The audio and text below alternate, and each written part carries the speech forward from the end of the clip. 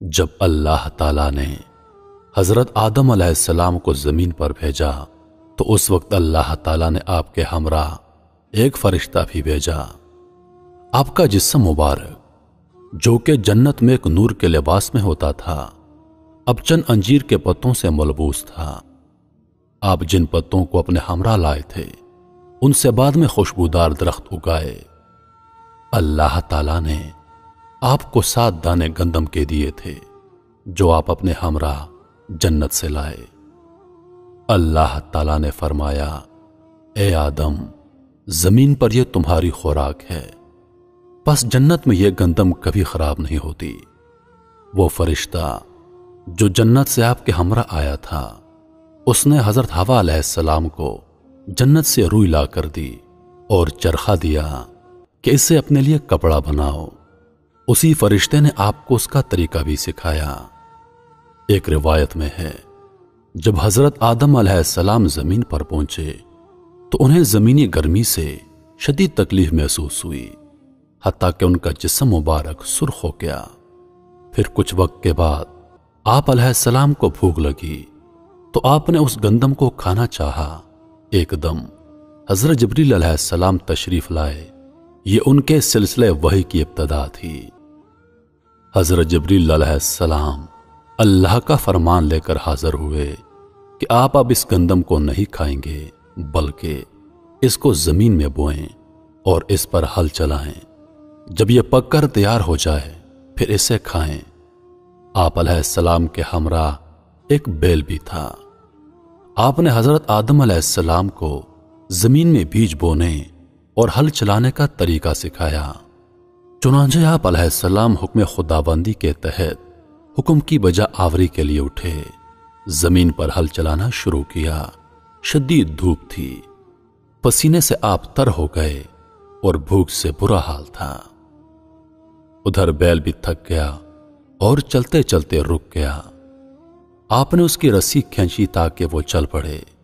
بیل بہت آہستہ آہستہ چلنے لگا، حتیٰ کہ آپ کو غصہ آ گیا اور آپ نے اسے ایک لاٹھی مار دی۔ وہ بیل بولا، چونکہ اس وقت جانور بھی انسانوں کی طرح بولتے تھے، لہذا بیل نے آسمان کی طرف سر اٹھایا اور بولا، اے اللہ، آدم کو غصہ جنت سے نکالے جانے کا ہے تو مجھ پر کیوں اترتا ہے؟ میں تو تھک کر رکا ہوں۔ یہ سن کر حضرت آدم علیہ السلام بہت افسردہ ہوئے اور ہل چھوڑ کر ایک طرف بیٹھ کر رونے لگ گئے۔ اسی وقت حضرت جبریل علیہ السلام حاضر ہوئے اور آپ علیہ السلام کو تسلی دی اور فرمایا، آپ ہمت نہ ہاریں اور دلجوئی سے کام کرتے رہیں۔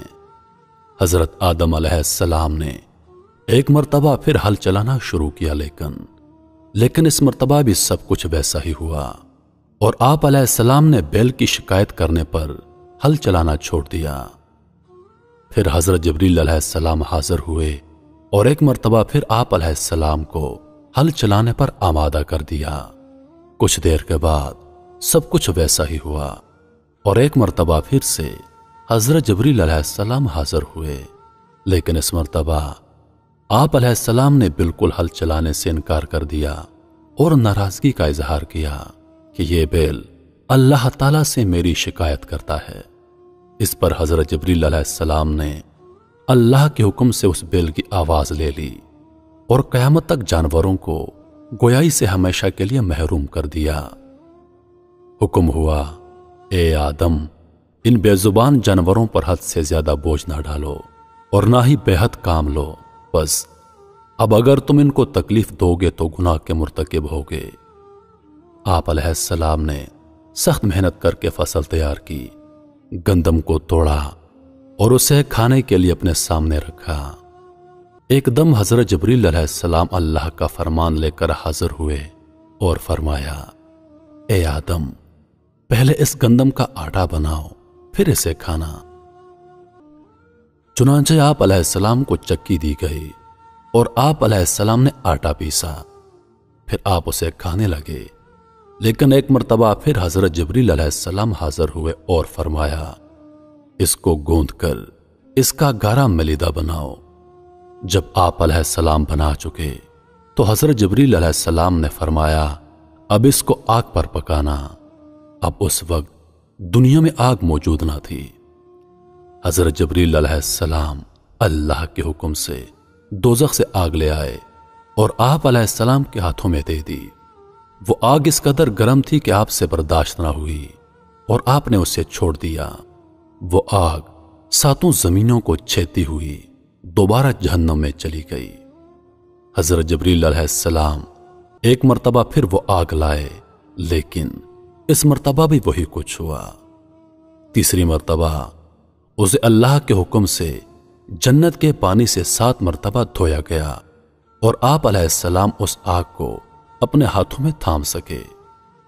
حضرت آدم علیہ السلام نے وہ آگ لکڑیوں پر ڈال دی اور اس پر آٹے کی روٹی پکائی اور اسے نوش فرمایا۔ اسی طرح آپ علیہ السلام کو دیگر اشیاء کو بونے اور پکانے کا طریقہ سکھایا گیا۔ حضرت آدم علیہ السلام نے 960 برس کی عمر پائی۔ آپ علیہ السلام کا غسل، آپ کی کفن پوشی اور تدفین فرشتوں نے اللہ کے حکم سے کی، اور فرشتوں کی ایک جماعت نے آپ علیہ السلام کی نماز جنازہ پڑھائی۔ آپ علیہ السلام کی نماز جنازہ میں 4 سنتیں پڑھائی گئیں اور فرشتوں نے آپ کی اولاد کو یہ حکم دیا، یہی طریقہ تم سب کی بھی آخری رسومات کا ہے۔ بعض روایات میں ہے کہ حضرت شیس علیہ السلام نے حضرت آدم علیہ السلام کی نماز جنازہ پڑھائی۔